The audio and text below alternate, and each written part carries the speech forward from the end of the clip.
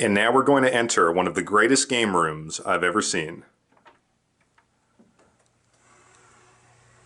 We're going to go up to your room, and people will say that this is a really nice collection. I think at sort of first glance, you're like, oh, there's not a lot of stuff in here. But how many cards do you think you have? I mean, conservatively over 100,000. I would have to think it's more than that. I mean, cards are very small. I don't know the answer. Okay. I've got a lot. So here we are, and what I like about this room is that on first blush, there doesn't look like there's a ton of stuff in here. It's very organized, it's very clean, but there are some absolutely amazing cards in this room. So Kenny, why don't you start off by telling me about this? So I purchased this. It's a library card catalog. I had been looking to try to reorganize some of the cards that I had. I previously stored a lot of the cards that I thought were pretty interesting or valuable, jersey cards, auto cards, on the floor in my closet. I wanted to get them off the floor, so I purchased this piece so that I could store some of those high-end cards. Nice. I like the touch, old school. Can we open some of this stuff up? Sure. All right. So I have normal, regular box things in here. Every one of these boxes has some kind of set in it. The stuff that I really wanted to get off the floor is this stuff in here. This here is my complete 1915 Cracker Jack collection. 1915. These are authentic 1915. Yes. Can I grab one? Sure, of course. All right, let's grab the first one here. There we can see that 1915. Who is that? Claude Hendricks.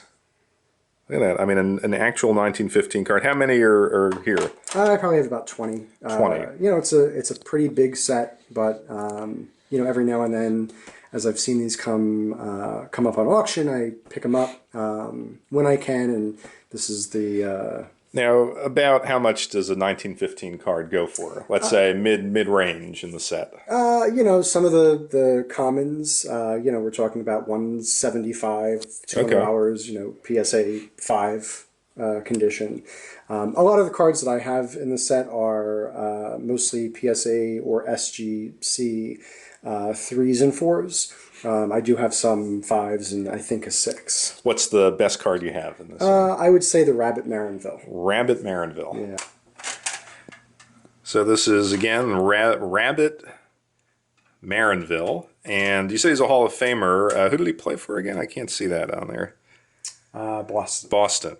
Unbelievable. And how much would something like this go for? $350, $400. Okay.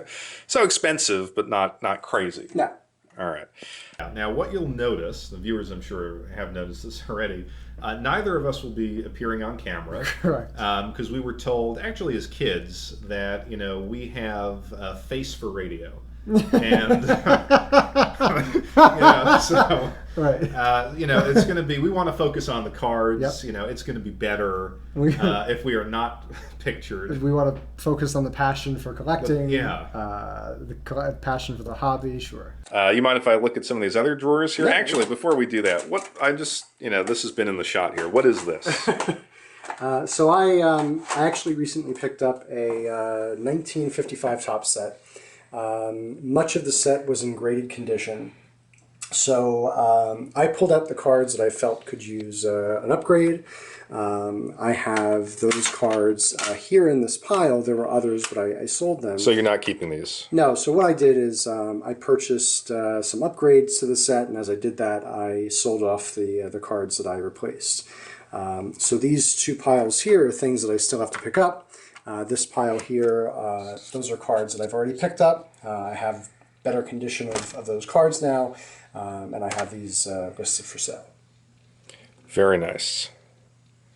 That is some awesome stuff. And I guess when you're buying, like here we have a Hank Aaron, And that's a 1, so Yeah. not a high quality grade. No, and when I first started collecting, I wanted the card more than the grade. So, Hank Aaron PSA or SGC1, that would be a great card. I'd love to have that. As my collection has expanded and as I've become a little bit more interested in picking up some of the more decent cards, more decent graded cards, I'm not interested in keeping a PSA 1 or an SGC 1 in my collection. And I guess by buying them graded, obviously they're authentic, Yep. guaranteed, Yeah. Nice. All right. I'm just curious. I got to open some more of these things here. So these are just, what do we have here? I mean, look at this. Just anywhere you look, we've got, I actually don't know who that is, but autographed. Bucket Kaminsky. I don't know if, I think it's Robert. Robert. Okay, so my eyes are obviously going. Michael Choice.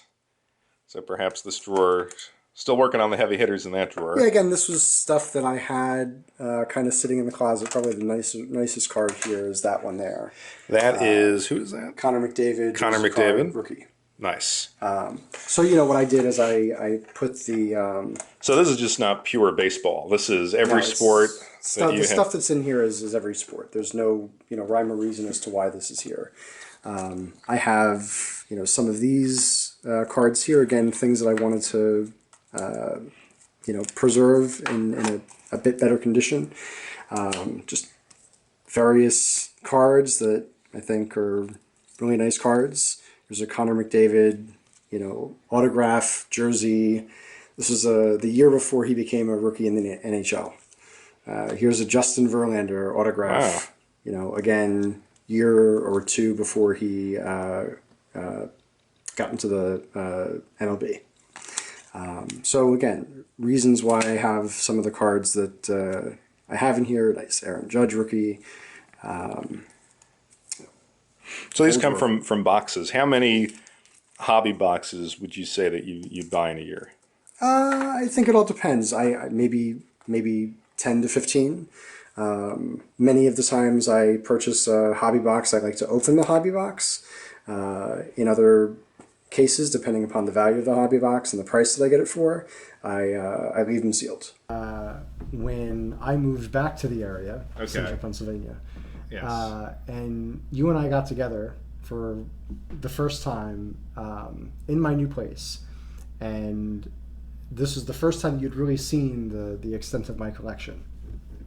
And at the time, I hadn't really even gone through the collection. So we were going. Well, you had collected as a kid. I mean, you were into collecting. Yes, yeah. but to see it all, in this singular space and be able to spread it all out. At the time, there was no one else. No one else there. No one else there. And almost the way you set it up, it was clear no one else was even going to come. You had this was completely your man cave. This is it. The entire place. Yeah. What do we have here? All right, that's a Mike Trout autograph card. Yep. Best autograph. Player in the league. That's a Bowman? Yeah, so this is his autograph rookie card. Autograph was a 10 out of 10. Card itself is a 7.5, but wanted a Mike Trout, picked it up, really happy with it. Beautiful. Who is this? That's the 2001 Upper Deck Albert Pujols rookie card. Autographed. Autographed and out of 1,500. Once Jesus. again, one of the greatest players of all time. The great one, Wayne Gretzky. Gretzky autograph. Playing for the worst team in hockey, but nonetheless. This is when he was still playing hockey, so still an active player. Okay. Which is important for me to pick that up. What year is that? 96, 97. 96, 97. Beautiful.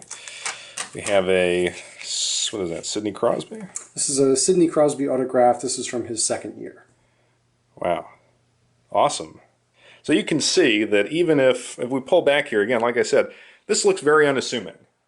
Who knows what's in here? You got nothing on the floor, nothing on top, although you do have that nice Sopranos poster there. But, you probably have about, $2,000 worth of cards in there? At least. I mean, so that is awesome. As an adult, I had more, disposable income. I've disposed a lot of that income.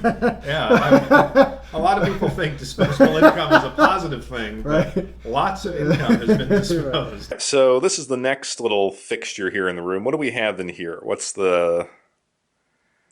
These are just complete sets, or You know, these are unopened complete sets that I have. It's kind of a range of things. okay? Some complete sets that I've never opened. Some complete sets that I have. Other things like unopened packs of blaster packs. Obviously. Now, what is a blaster pack? Because obviously, cool people like you and I know what a blaster pack is. I'm guessing the uninformed will be asking, what is a blaster pack? It's kind of a little taste from the maker of the card. This is a little sample, right. Little dime bag, and then you go into the... Yeah. Now, I had this card when I was a kid. I had this whole set, actually. And what I used to do, and I will admit this because, this is my channel, no one's really going to watch it. I would sit in my closet as a child, and I would organize all these cards into the teams. Yep. Then I would look at the stats, and I would have the teams play each other in tournaments, and I would pick out my MVP, again, sitting in a dark closet as a child. Who's your MVP? It might have been John Elway. It was John Elway or Joe Montana. So again, as card collectors, we are no strangers to social isolation. I don't have anyone else to show this off to. Yeah. Well, I think that's the thing with a lot of collectors. No one else wants to see it.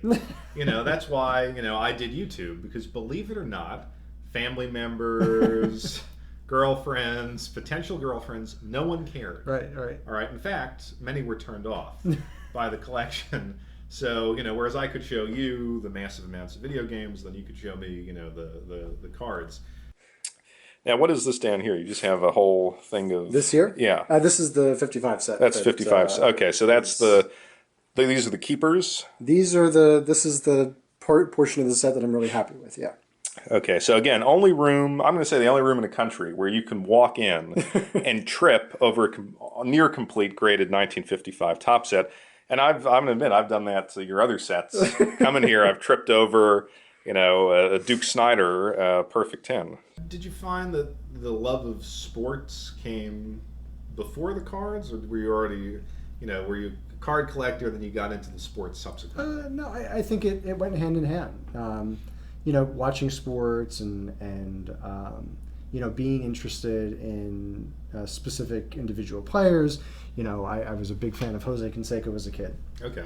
And hopefully the viewers will see, some of the pieces of my collection that have Jose Canseco in them. Completely worthless, but nonetheless. Yeah. Well, you have, my example, I actually became a sports fan through cards. Mm-hmm. So I remember getting the 87 tops. These were the cards with the kind of wooden border.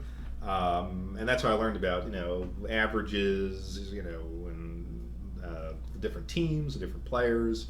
Now that is completely worthless. That is one of my favorite sets. In fact, I remember, I got, I believe, a complete set. One of my uncles gave it to me. It apparently fell off a truck. So, which, happens a lot in other places, but in central Pennsylvania, it was a little rare. So, it was the CD part of this. The CD, yeah. Central portion of the state. So, you're not only a baseball card collector, sport card collector, you collect video games, and you also collect wrestling memorabilia. Yes. And this was always, you've had this for a long time. Yes. And I was always jealous of this. You have what are these, Hasbro or Mattel? Yeah, Hasbro. Hasbro classic WWE action figures. Remember when Roddy Piper was on the commercial and was like, you got to collect them all, kind of threatening the children, like if you don't collect it, you're not going to be cool. He's going to come after you, smash a coconut over your head. Well, you were frightened. You took it to heart. You have got every one of these. How did you? But you had these as kids, right? As a kid, right? This is my childhood collection. Childhood collection. I've added to it over time. The most recent figure that I picked up was that one right there. Actually, a gift from my BFF. Okay, we got the. It was Andre the Giant. I forgot all my your heavy hitters BFF had that one as well when he was a kid, but his dog ate the head. So I claim that Jake the Snake spilled acid on Andre the Giant, and that's why he had no face.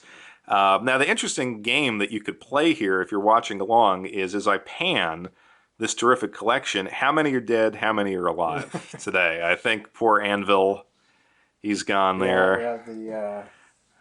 And that's actually, you've got the Owen Hart and the Anvil when they were that, what was that tag team called? I can't even remember. The Rockets or something like that. You got 2 Bret Harts. And then you got some just extra cards. What are these? So these cards here are from my childhood collection. Okay. And that's another thing that I like about your collection because, I mean, you know, I've known you for a long time. You started just getting stuff from, like, James Way and, you know, so this is really the heart of the collection. Yeah, I mean, some of these cards I haven't opened the albums in, 20, 30 years. All right, let's do one now. Okay. What was the impetus beyond, obviously we got back together, we started collecting, but when did it start as a kid? Forever. Okay. I mean, there are so many memories that I have that are tied to baseball card collecting. Going down to the shore, for example. Walking on the boardwalk, buying a pack of baseball cards. And being from central Pennsylvania, we refer to beaches as shores. So that's definitely, yeah. That's what all the kids say in PA. Yeah, absolutely. Which is where we're from. Yeah. So, going down to the shore and being on the boardwalk, once a year that we could get there. Yeah. Distance is huge. Yeah. To get to, now I remember at the shore, as again to say, that you could actually win baseball cards from skee ball. Yeah. Yeah. You get the skee ball tickets, fair and square, yep. and then you redeem them for baseball cards. Like, what was the first card you remember getting at the boardwalk? I think it was from the 93 or 95 top set with the white script on the bottom of them. I want to say 95, but I could be wrong. It could be 93. Maybe it was 93 because I remember the inaugural Florida Marlins cards. And at the time, my family was talking about moving to Florida. Well, much better weather than Pennsylvania. Much better. Everything was better. Yeah. We were going to have a very different life down there. Yeah.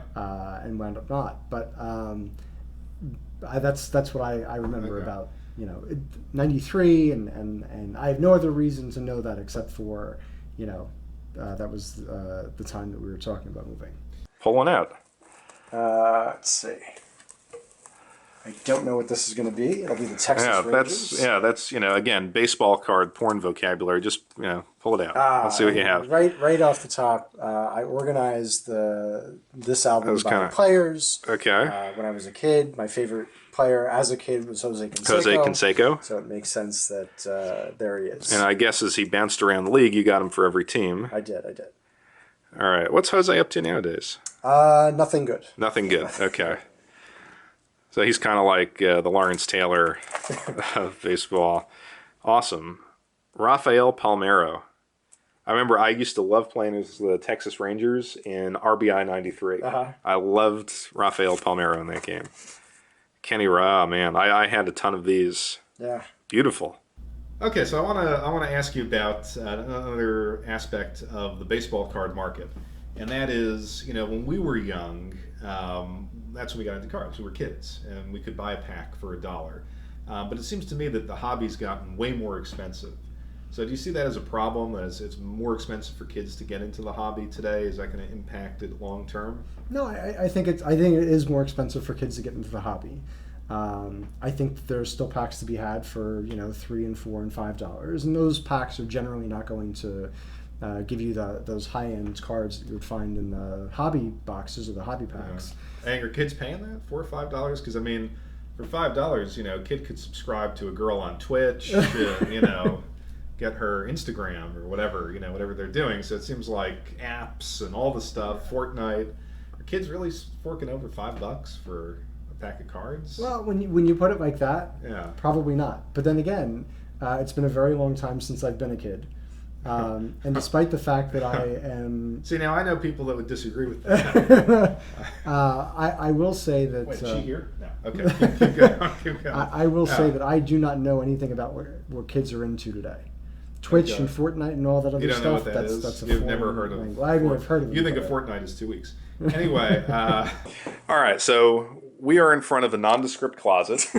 Now, one of the reasons we're not appearing on camera is we don't want to come out of the closet publicly as obsessive collectors. But right now, I'm going to ask you to let's go into the closet and see what you have. So really, I would say the bulk of your collection is in here? Yeah. Okay. The collection and again, look at the organization. I mean, if you were to look at this, I mean, you wouldn't necessarily see, okay, he's got some cards. But what are we looking at here on this right side? So lots of different things.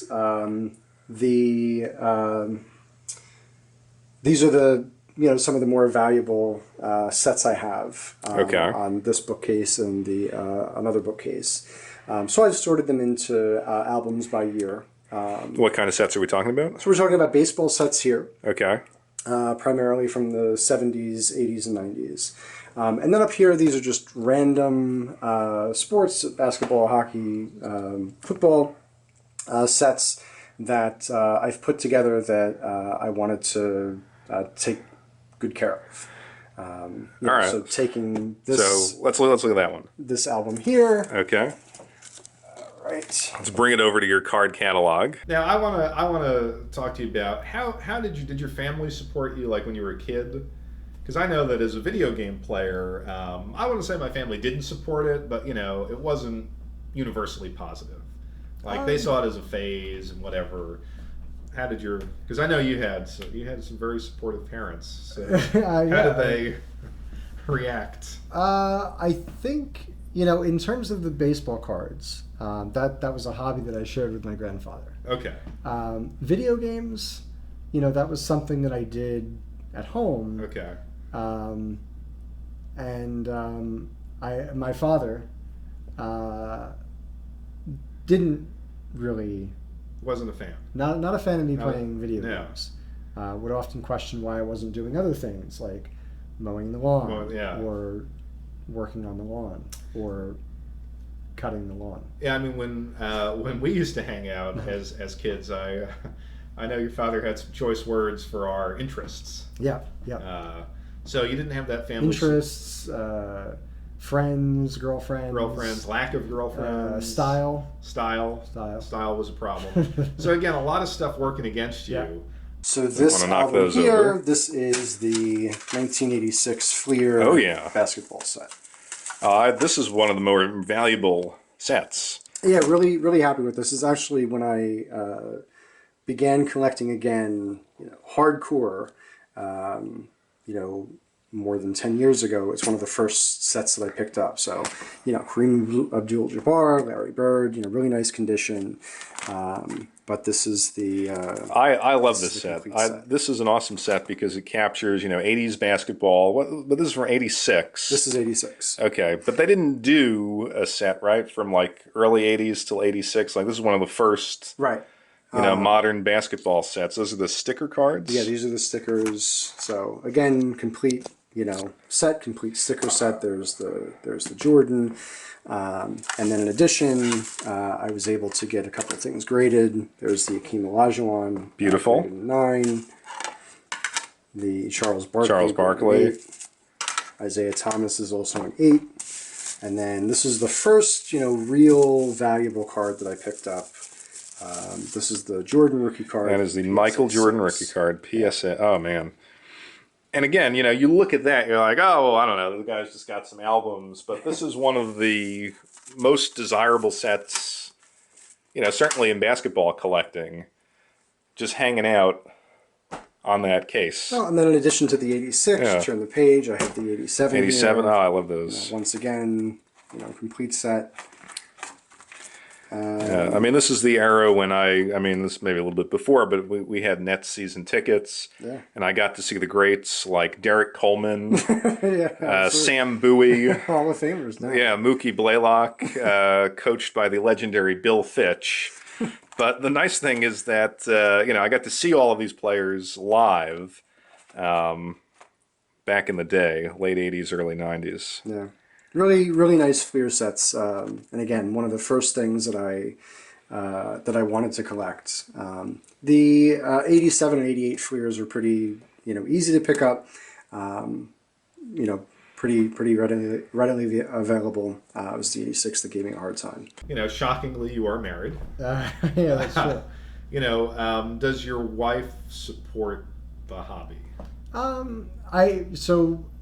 My wife allows the hobby to continue to exist, but by and large, I don't think that my wife appreciates the value of some of the things that I have the way that other people do, which goes back to one of your first questions. This is not something that we can talk about openly with other people aside from the two of us and perhaps the 6 viewers that you're going to have watching this video. But yeah, I think by and large she hasn't said no, you can't do this anymore. All right, so I got to ask you, can I see some stuff on the floor? Can I pull just some stuff out because? All right, what do we got here? So these are hobby boxes. Unopened hobby boxes. Unopened hobby boxes. Is that this year or no? 2014. 2014. Okay, so I'm blind. So the 4 looks like a 9. And what do we have here? So these are from my 61 Fleer basketball set. I don't have a complete basketball set of the Fleers. Jean Shu. But it was one of the things again that I wanted to pick up. So over time, I would pick up a card here and a card there. And that's what we have. Frank Selvey. What year is that? 62. These are all 61, 62s, and then I also have this. This guy looks like he belongs on the Washington Generals against the Globetrotters. Beautiful. Look at that. That's the thing. We just reached in. We pulled out a 1962, and I guess that's the rest of them. No. This is the only. This is the only. Okay. Portion of the set here. Okay. What is in here? Random stuff that I've picked up. Again, some of the stuff. Is this the Karl Marx rookie card? What is that? Lord Kelvin. So these are those like. Are these real or these? No, they're real. These are real. Okay. 1924. I thought those were like the Gypsy Queen and the Allen and Ginter, sets that are expensive and look cool but are ultimately worthless. So these are the real. Who is that? Lenin. I don't know. I'm thinking Sir James Dewar. This would be the God rookie card. I'm not. Morse code. And Armstrong. Oh, and look at this. We get a Brodeur rookie. Yep. Hall of Famer, Brodeur. But this isn't the official. This is, what is this? So this is actually, I think, harder to pick up than the official rookie card. Okay, which is right there. Right here. I have that one. So if I have it, it's pretty easy to pick up. And you'll notice I have quite a few. So, Brodeur, your favorite player. Favorite player, yeah. Now, in hockey or in all sports? I'd say all of sports. All of sports. Growing up and watching Brodeur play, the greatest goaltender to ever play the game. I wanted to pick up as many Brodeurs as I possibly could. Oh, wow. So, just keep going. Take that, Patrick Waugh and all those other guys. Brodeur. Beautiful. And then, now we're into Who's Who in Sport, 1926. Who's Who in Sport, 1926. F.W. Dix. No comment. This is Amelia Earhart. I don't know. So I'm blind, so I'm just looking at this. Who is that? Major Seagrave. What was he? What was no idea. Polo or something? I remember picking these up and thinking, these are cards from 1926. How could I pass them up? Dr. Peltzer. Looks like he just had quite a marathon there. And, there are different periods of insanity. In 2011, I think we were friends. Oh, yeah. And you may have... When did we ever have other friends? I mean, but you may have been around during the Bowman-Strasburg insanity. I was actually... I wanted to ask about that. This is the bonus section for the Patreon viewers. No, I don't know the Patreon viewers. The Strasburg, this was an amazing summer. Yeah. Because Strasburg, we thought he was going to be the next Sandy Koufax. Yeah. And what did you do in that summer? This may have been with someone that wanted to have an intervention. I spent every last penny I had purchasing boxes of Bowman and then opening those boxes. Hoping for the Strasburg rookie, but the autograph. The autograph, yeah. All right. Did you ever get it? I never got it. You never got it? Never got it. All right. Other side of the closet. Other side of the closet. What are we looking at here? First of all, what is that? This is the 1992 Stadium Club Topps edition. This has a replica of the stadium in it. Okay. It's also one of Derek Jeter's first cards. So nice. It's in sealed condition. Perfect stadium, perfect set somewhere inside. What do we have up here? This is, again, stuff from my childhood collection. This stuff all Oh, man, starter. I mean, we can't see this real well because my friend here doesn't believe in electricity. So, we got to keep the lights off the cards. Salvage the daylight, don't want sunlight on them. But those are starting lineup figures, which I loved growing up. And coming down now, what is the rest of the 89 Upper Deck? That was the first Upper Deck set. Yep. The stuff behind this, these are the unopened hobby boxes that I have. Okay. So I'm just going to move this away, and these are all unopened hobby boxes.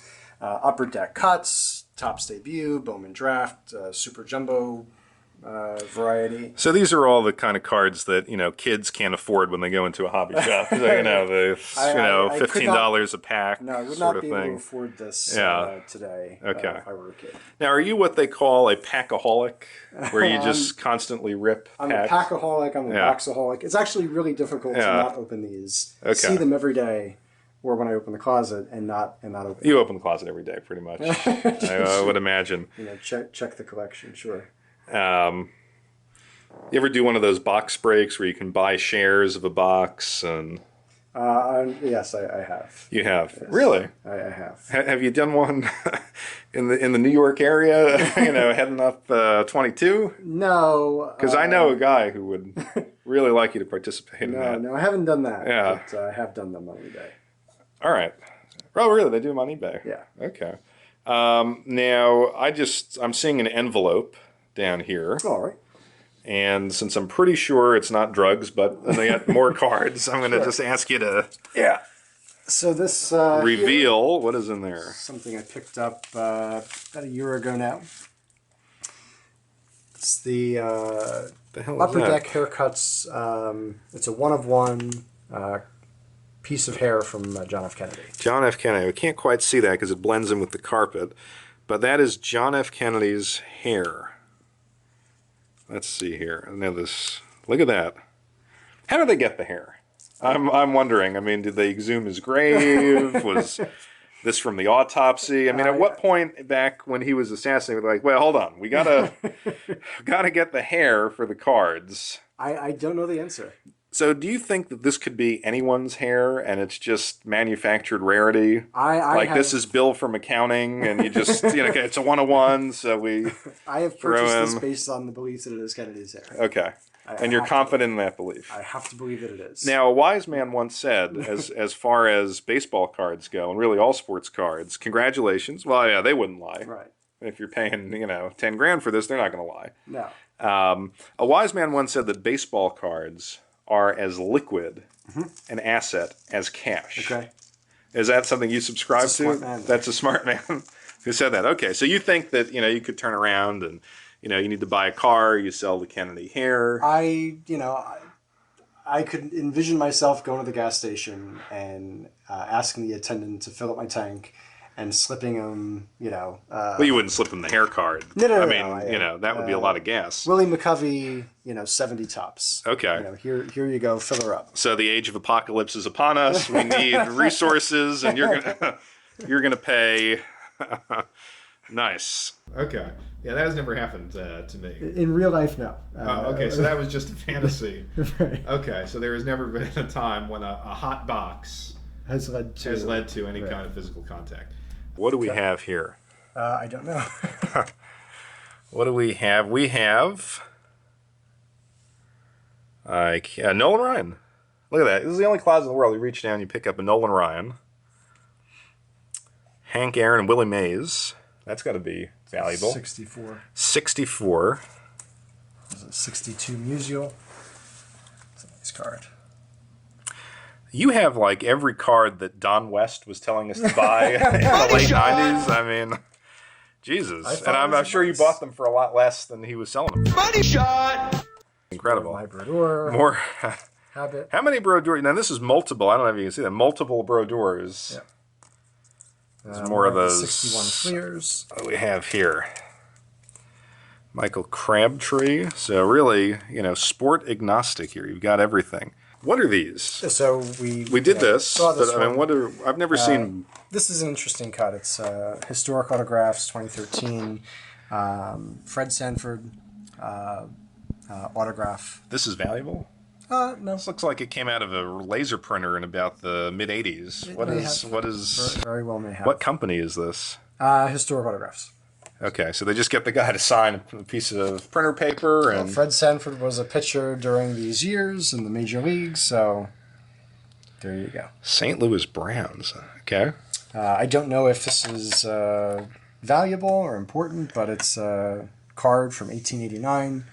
So one of the cards I wanted to pick up. 1889. So there were, I mean, when was the first trading card? I mean, if this is the 1880s. Well, you know, the first, big baseball cards came out in 1887 with Allen Ginter and Old Judge. All right. And then what do we have here? One I'll show you is another piece of hair card. This is from 2009, John Brown. Okay, and again, definitely his hair. No shenanigans, his hair. Didn't you have, I may be wrong, when we're talking about hair cards, did you have the Ben Franklin hair card? I did not know. Did you have the Rasputin? No. Okay. Because I recall we opened up a new Allen and Ginter box a while ago, and one of us got a Rasputin card. Well, I got a Rasputin card. Oh, you got a Rasputin card. A non-hair card. Okay. But if you know where I can pick up a Rasputin hair card, please let me know. Yeah, I'm sure Allen and Ginter has one. You know, a Rasputin poison card, you know, that has the stuff that they try to kill him with. Okay. So what are we looking at here? Now, I can't quite get around to see these. What are these binders? So these are binders that have individual top sets in them from the 50s, 60s, and early 70s. Wow.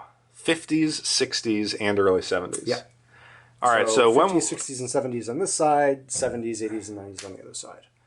Okay, and that's what these are. That's what we just. Oh, that's what we saw. So, but what's in the white? White boxes. These are just random pulls from boxes, stuff from childhood. Okay, so your random pulls take, you know, a tower of boxes. So the 50. Now, when was the first top set? 52. 52 was the first, you know, big baseball set. Okay. However, 51. Topps produced a set. Now, see, I didn't know it's 51. And this is it's not in the best condition, and certainly I haven't found a good way of storing it yet. Let's see here. But this is the Topps 1951 Topps baseball set. Okay, so I didn't know this existed. 51 Topps. This is a complete set? It's a complete set. 52 cards, I believe, in the set. Now, do you get nervous when people touch your cards? Is that because I don't know. I'm starting to get a little shaky. I don't know if I can, the excitement here. I do. Fortunately, the vast majority of the cards that I have are in, you know, top loaders or sleeves. So because I don't know, lately I've been having this spasm where my hand just crushes together. I'm told it's a repeated use injury. So I don't, you know, I just want to. This is amazing. And, and this came up in the interview, you are trying to collect every top set. Yes, I am, yeah. Do you have every top set? Nearly. Nearly. Okay. So this is history. We're looking at 51 tops. Unbelievable. I had a new goal, which was to complete the collection of top sets in baseball. And I want to talk about this. So you complete the collection of top sets. What does that mean? What years are we talking about? 51 to present day. 51 to present day. And what I found, inspiring about this journey that you were on for, let's call it 12 years. Would that be fair to say? Yeah. It took you 12 years to do that. Is, you primarily did it through eBay, but incredibly disciplined. So you talk about disposing income. It wasn't like you were just throwing money at everything. You kind of picked your spots and got the best stuff. How difficult was it to stay disciplined? Really, I mean, it depends on the card. It depends on the time. I'll use the 52 set as the example. I remember, the idea coming to me that I want to create the 52 top set. I want the set, and purchasing the first graded card that I found. Researching on eBay, the past 3 months of purchase history and sold history, looking to see what was out there online currently, to see if there were better prices, and a lot of it was researching every single card that I purchased to find the best price at the time. But I mean, I just want to put this out there to people. This idea of having, you have every Topps card from every player ever released in the entire history of the Topps company. Yeah. How rare is that? Because I mean, you could be watching this and saying, well, okay, he's got a lot of Topps cards, but this idea of absolute, perfect, complete sets for every year in the history of Topps. How many of these things are floating out there in the world? I haven't come across another collection like it. All right, so time to do, as we promised, the top 5. But Okay. Wait a minute. What is that? You have like something under there holding up the cards. That? Yeah, this thing underneath. So these are just a stack of autographs that I have. Autographs. All right, let's see these. Why not? Again, wonderful thing about this room, you could point anywhere and something valuable will sort of fall out. So this is a Ooh. autograph of Ken Danico. Ken Danico. This was back in the days when he could both play hockey and speak on the Devils broadcasts. He's a little hard to understand. Okay. Oh. This has got to be. This is. This is from when Ted DiBiase visited the Jamesway. Okay. So this was pre-religious awakening, Ted DiBiase. Oh, really? He was still. It's kind of funny that. But he was a millionaire, so why was he at the Jamesway? Why would he need to do an autograph? Well, how do you think he became a millionaire? Okay, I got you. Good deals, I got you. Good deals. Superfly Jimmy Snuck. All right. He's dead, and he killed someone. So that's. Oh yeah. Harley Race. Harley Race. I love this. Now, what do they write to you here? Hey Kenny, don't cross me. Best in sports, Harley Race. All right, and you never crossed him. I never. You never would cross him during his life. I never crossed him. Beautiful. All right, what else we got? This is an autograph given to me by a guy in a baseball card shop. To this day, I don't know who that is. It's Dave. Who the hell is that? Dave Wiltz? Are we thinking about the same baseball card shop guy? Nope. Okay, it was a different one. Yes. Okay. Because I was going to say the one I mentioned, he wouldn't have given you anything for free. No. He would want something in return. Claude Lemieux. Autographed center ice. This is from the '95 Stanley Cup playoff run. Beautiful. Yep. And then there we go, Raleigh Fingers. What is the future of the collection for you? Like, I mean, and I think people will see as we do these videos, you have one of the most amazing baseball card collections, probably in the Central States and maybe even the East Coast. I mean, do you donate them to a museum? Do you sell them? them? Do you take them to the grave? What's the what's the plan? Over the last couple of years, people have expressed interest in purchasing pieces of my set. Okay. I'm not there. You know, it's not something that I care to do.